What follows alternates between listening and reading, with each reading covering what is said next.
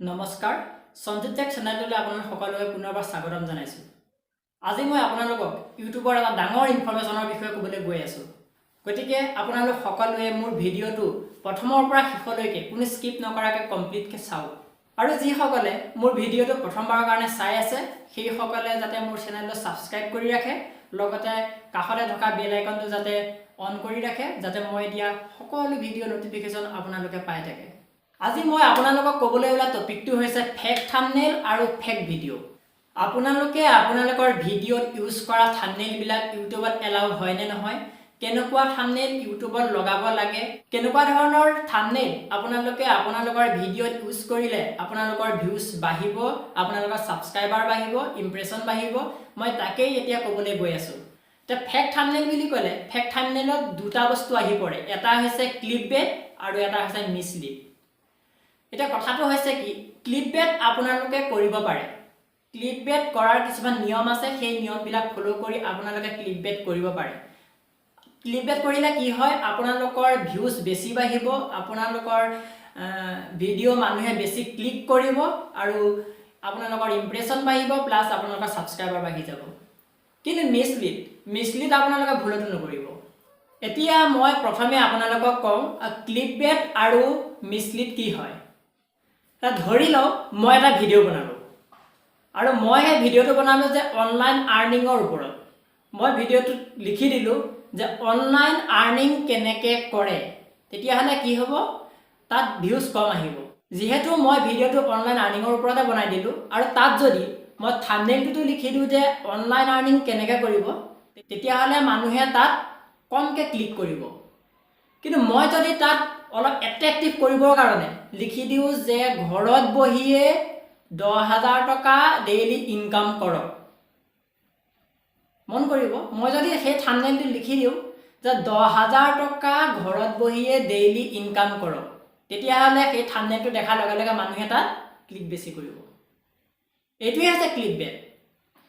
মানে কি, মই অলৰেডি ভিডিঅ'টোত অনলাইন আৰ্নিঙৰ বিষয়ে কৈ আছোঁ আৰু মই সেই ভিডিঅ'টোত অনলাইন আৰ্নিঙৰ ভাল নলেজো দি আছোঁ, কিন্তু মই তাত থাম্বনেইল যদি ইউজ কৰিলোঁ, সেই থাম্বনেইলটো অলপ এট্ৰেক্টিভ কৰিবৰ কাৰণে, মানুহে অলপ ভাল পাবৰ কাৰণে মই তাত লিখি দিলোঁ যে 10,000 টকা ডেইলি ইনকাম কৰক ঘৰত বহি।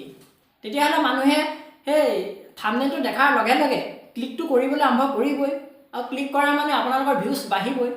আৰু তেতিয়া মানুহে ভাবি ল'ব যে ভিডিঅ'টো ঠিকেই আছে, কাৰণ অনলাইন আৰ্নিঙৰ বিষয়ে ক'বলৈ গৈ আছে, কিন্তু অলপ যেনিবা বঢ়াই লিখি দিলে যে 10,000 টকা ডেইলি ইনকাম কৰক ঘৰত বহিয়ে। এইটো নৰ্মেলি এইটোৱে আছে ক্লিকবেট। এইটো আপোনালোকে ভিডিঅ'ত কৰিব পাৰে, এইটো ইউটিউবত এলাউ আছে, কিন্তু মিছলিড আপোনালোকে কেতিয়াও নকৰিব। আৰু মই এতিয়া কওঁ মিছলিড কণ্টেণ্টৰ বিষয়ে। মিছলিড কণ্টেণ্ট ইউটিউবত এলাউ নাই, এইটো একেবাৰেই ভুল।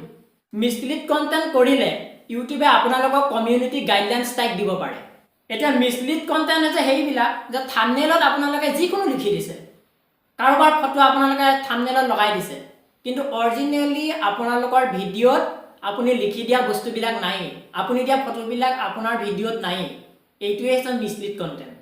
যেনেকৈ ধৰি লওক আপোনালোকে এতিয়া শিৱসাগৰৰ ৰংঘৰ কাৰেংঘৰৰ ফটো ধুনীয়াকৈ থাম্বনেইল লগাই বনাই দিছে আৰু তাত লিখিও দিছে যে ৰংঘৰ কাৰেংঘৰ, কিন্তু আপোনালোকে ভিডিঅ'টো বনাইছে কি, ভিডিঅ'ত আপোনালোকৰ যোনটো কণ্টেণ্ট বনালে তাত আপোনালোকে দেখাই আছে মাজুলী।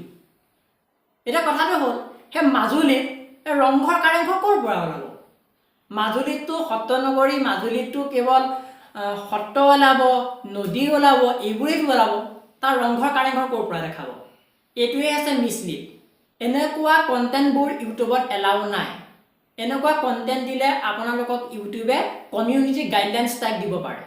এতিয়া ক্লিপবেট আপোনালোকে কৰক, কিন্তু ক্লিপবেটতো কিছুমান বস্তু এলাউ নাই। মই কৈ দিছোঁ কোনবিলাক বস্তু এলাউ নাই।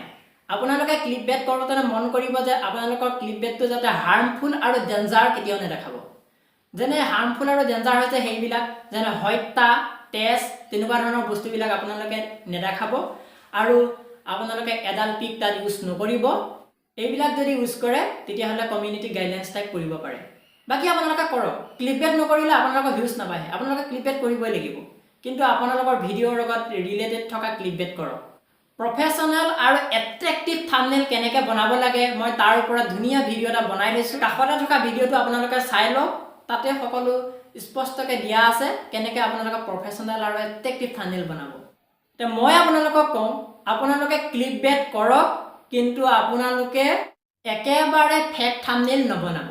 যিটো প্ৰকৃততে আপোনালোকৰ ভিডিঅ'ত নায়ে তেনেকুৱা বস্তুবিলাক আপোনালোকে ইউজ নকৰিব। আজিৰ এই ভিডিঅ'টো কেনে পালে জনাবচোন। আজিলৈ আহোঁ, বাই বাই।